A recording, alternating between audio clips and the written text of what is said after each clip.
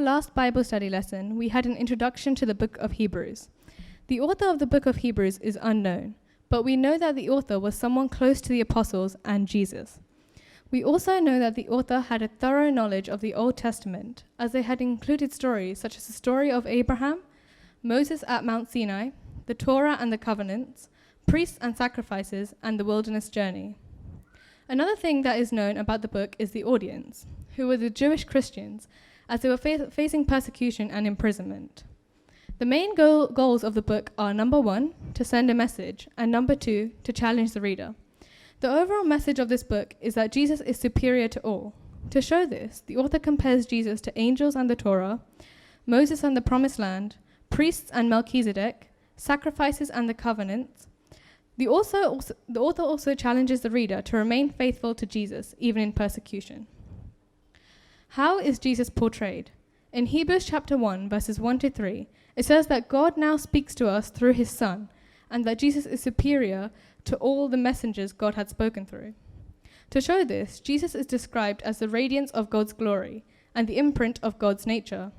Both of these descriptions tell us that Jesus and God are never apart. They're like the rays of the sun from the sun, and that is Jesus is God.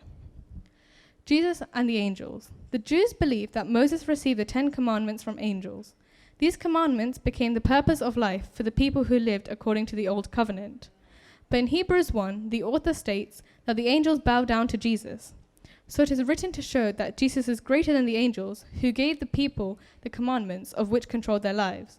Just as those who rejected the law given by the angels died, if we reject God's law, we will suffer eternal death in hell.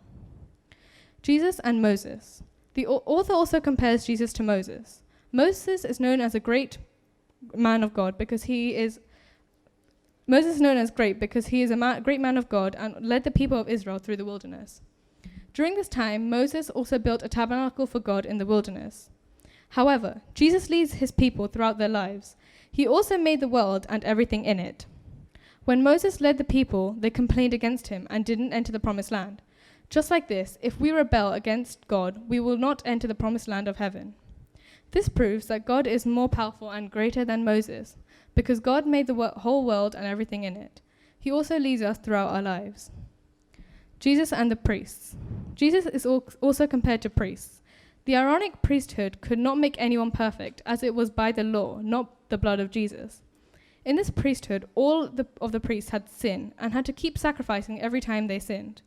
This priesthood also has an end, unlike the priesthood of Melchizedek, of which Jesus is a part of. The priesthood has no end, and Jesus is the high priest, which is better than the Aaronic priesthood, because Jesus is sinless and only had to sacrifice himself on the cross once, so that we could be forgiven forever. This is because the powerful blood of Jesus Christ. Overall, this shows that Jesus is greater than all the priests. But if you reject Jesus as your high priest, you will lose your relationship with God, as you are rejecting the mediator between you and God. Jesus and sacrifices. The sacrifice of Jesus' blood is also compared to the sacrifices of animals' blood. Jesus' death on the cross is superior to animal sacrifices. This sacrifice is also permanent and the foundation of a new covenant, where all sins can be forgiven. But if you reject Jesus, you are also rejecting God's offer of forgiveness to you. This shows Jesus' sacrifice is above all, because Jesus was a sacrifice once, and the forgiveness as a result of this lasts forever.